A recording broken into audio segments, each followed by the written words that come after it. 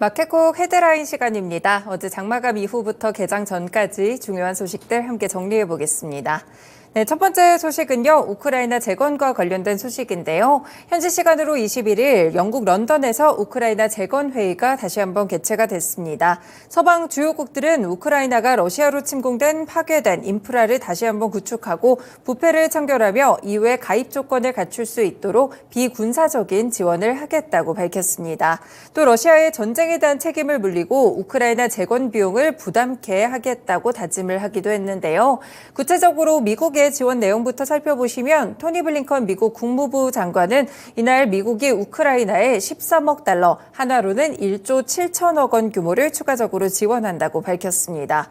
블링컨 장관은 우리는 우크라이나 재건을 돕기 위해 모였다면서 지원금은 낡은 에너지 그리드 장비나 항구 철도 같이 기반 시설 등에 사용될 것이라고 밝혔습니다. 그리고 영국 역시나 리시 수넥 영국 총리는 민간 투자자의 우크라이나 재건 사업 참여를 독려하기 위해서 G7이 보장하는 전쟁 보험 체계를 만들겠다고 발표했는데요. 네, 이렇게 각 서방국들이 지원과 관련된 이야기들을 꺼냈고요. 여기에 데니스 슈미엘 우크라이나 총리는 12개월간 60억 달러, 7조 8천억 원 이상이 필요하다고 덧붙이기도 했습니다. 사실 시장에서 우크라이나 재건과 관련돼서 이렇게 재건 회의가 열리기 직전에 또 관련 종목들이 움직인 바가 있었는데요. 이제 실제로 회의가 개최가 됐고요. 일단 7조 8천억 원 이상이 좀 필요한 가운데 재건 사업이 어떻게 흘러가는지에 따라서 시장에서도 반응이 달라질 수 있습니다. 관련 종목들 묶어주시길 바라겠습니다. 네, 두 번째 소식입니다.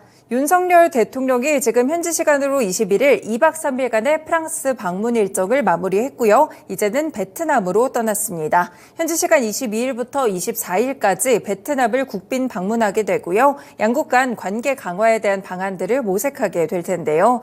이 국빈으로 베트남을 찾는 윤 대통령은 보반트엉 베트남 국가주석과 정상회담을 갖습니다. 그리고 양국의 경제와 협력 강화 방안을 모색할 예정인데요.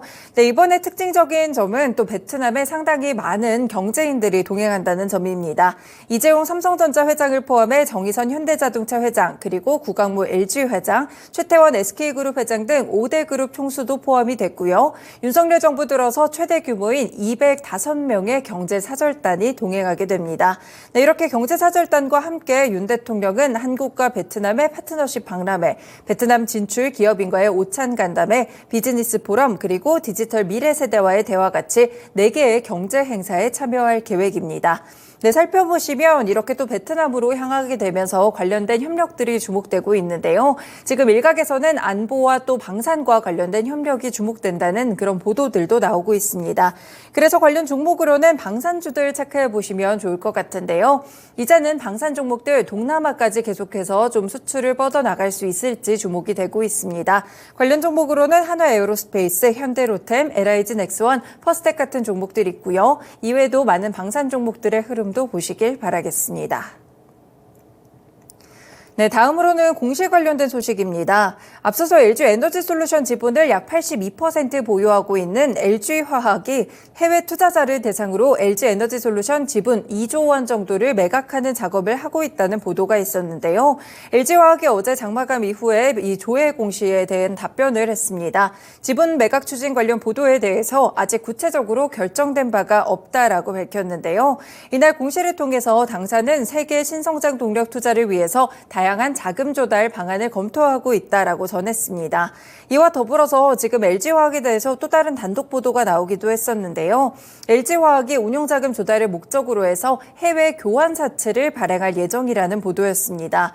지금 교환사채는 투자자가 보유한 채권을 일정 기간 이후에 발행사가 보유한 다른 회사의 주식으로 교환할 수 있는 권리가 있는 사채인데요.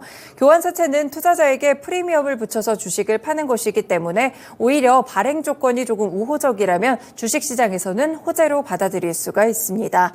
지금 유상증자의 경우에는 신주를 발행해서 주식 가치가 희석되지만 교환사채는 보유한 자사주를 주기 때문에 지분에 대한 희석 부담도 적게 보고 있는데요.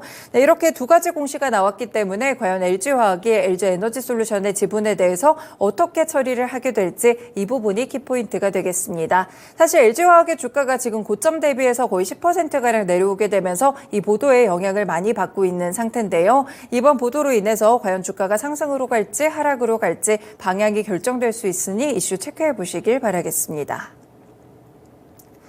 네, 다음 소식입니다. 지금 계속해서 물가가 좀 상승하고 있는데 그래서 그런지 정부에서도 상당 부분 신경을 쓰고 있습니다. 이번에 추경호 경제부총리 겸 기획재정부 장관이 밀 가격이 내렸으니 라면 가격도 내려야 한다라고 이야기를 했었는데 이번에는 흰우유 가격 인상이 예고되면서 밀크플레이션 우려에 정부가 제동을 걸었습니다. 농림축산식품부는 식품원료의 우유의 비중이 적고 수입산 비중이 높기 때문에 우유 가격 인상이 가공식품에 미치는 영향은 크지 않다라면서 식품업계를 압박하고 있는데요. 낙농가를 주축으로 하는 낙농진흥회는 내년도 원유 가격을 놓고 지금 유업체들과 줄다리기를 하고 있습니다. 마시는 우유 기준으로 올해보다 1리터당 69원에서 104원 정도 오르는 1,065원에서 1,100원 범위에서 오는 8월 1일부터 이 적용되는 가격이 정해지는데요. 원유 가격 인상에 따라서 흰우유 가격 인상이 사실상 예정돼 있지만 정부는 영향이 제한적일 것이다 라면서 계속해서 선을 긋고 있습니다. 근거는 우유가 식품 원료에 사용되는 비중이 낮고요. 식품사에서 국산 우유 대신 조금 더 가격이 싼 수입산 우유를 사용하는 비중이 높기 때문이라는 것인데요. 반면 식품업계의 입장은 조금 다릅니다. 국산 원유를 사용하는 제품이 적지 않기 때문에 원유 가격 인상으로부터 자유롭지 않다라고 밝히고 있습니다.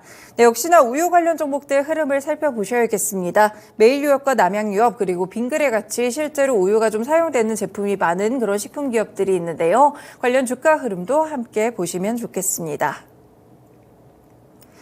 네, 다음 소식입니다. 한국전력이 올해 총 1조 9천억 원 규모의 해외 사업 구조 조정에 나섰는데요.